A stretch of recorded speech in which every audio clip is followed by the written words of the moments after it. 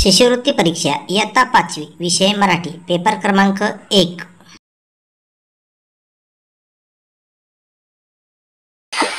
आधीच्या भागात आपण नाम व नामाचे प्रकार पाहिले. आज आपण सर्वनाम व त्याचे प्रकार समजून घेऊया. सर्वनाम नामाऐवजी वापरण्यात येणाऱ्या विकारी शब्दाला सर्वनाम असे म्हणतात. वाक्यात एखादे नाम येऊन गेल्याशिवाय सर्वनाम येत नाही. नामाचा तो प्रतिनिधी असून नामाचे सर्व प्रकारचे कार्य सर्वनाम करते. उदाहरणार्थ, सीमा 5वीत शिकते. ती खूप हुशार आहे. तिला खेळायला आवडते. वरील वाक्यात सीमा हे नाम असून दुसऱ्या व तिसऱ्या वाक्यात सीमा या नामाऐवजी अनुक्रमे ती व तिला ही सर्वनामे वापरली आहेत. आता सर्वनामाचे प्रकार पाहूयात. सर्वनामाचे एकूण 6 प्रकार आहेत. 1. पुरुषवाचक सर्वनाम. 2. दर्शक सर्वनाम. 3. संबंधी सर्वनाम.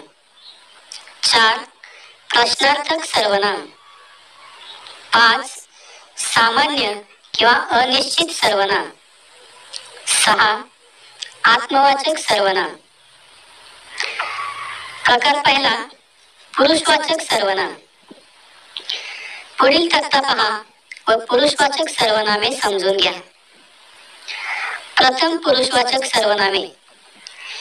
बोलणारा स्वतःचा उल्लेख करताना जी सर्वनामे वापरतो ती प्रथम पुरुषवाचक सर्वनामे असतात.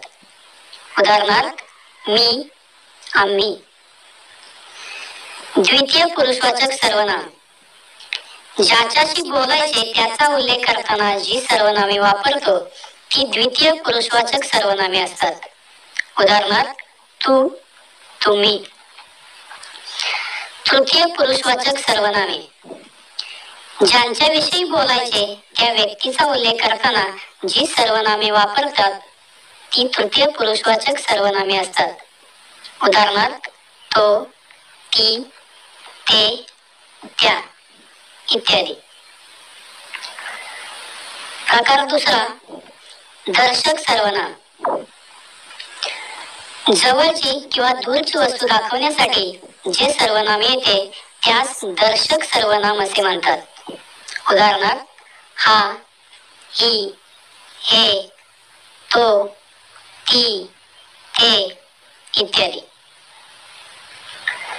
प्रकार तिसरा, संबंधी सर्वनाम. वाक्यात दर्शक सर्वनामाशी संबंध दाखवणाऱ्या सर्वनामांना संबंधी सर्वनामे असे म्हणतात. उदाहरणार्थ, जो, जी, जे, ज्या इत्यादी. प्रकार चौथा, प्रश्नार्थक सर्वनामे.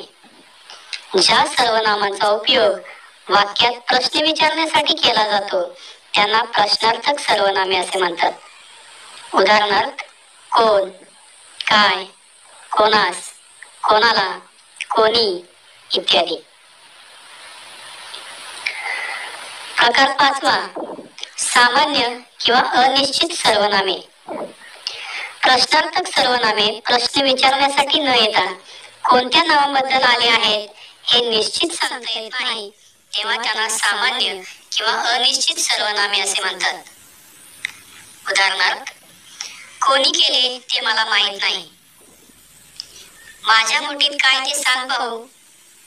वरील वाक्यात कोणी, काय ही प्रश्नार्थक सर्वनामे आली असून ती कोणत्या नावांबद्दल आली आहेत हे निश्चितपणे सांगता येत नाही म्हणून ती सामान्य किंवा अनिश्चित सर्वनामे आहेत. प्रकार सहावा, आत्मवाचक सर्वनामे. स्वतः या अर्थी वापरण्यात येणाऱ्या सर्वनामाला आत्मवाचक सर्वनाम असे म्हणतात. उदाहरणार्थ, तू स्वतः कष्ट कर. तो आपण होऊन माझ्याकडे आला. ती आपण होऊन आली. वरील वाक्यातील स्वतः, आपण ही आत्मवाचक सर्वनामे आहेत. आपण, स्वतः ही दोन्ही सर्वनामे पुरुषवाचक आहेत व आत्मवाचकही आहेत. पुरुषवाचक आपण हे केवळ अनेक वचनात येते. आत्मवाचक आपण हे दोन्ही वचनात येते. आपण हे सर्वनाम आम्ही, तुम्ही या अर्थाने येते तेव्हा ते पुरुषवाचक सर्वनाम असते व स्वतः या अर्थाने येते तेव्हा ते आत्मवाचक सर्वनाम असते. या भागात आपण सर्वनाम व सर्वनामाचे प्रकार पाहिले. पुढील भागात विशेषण व विशेषणचे प्रकार पाहणार आहोत.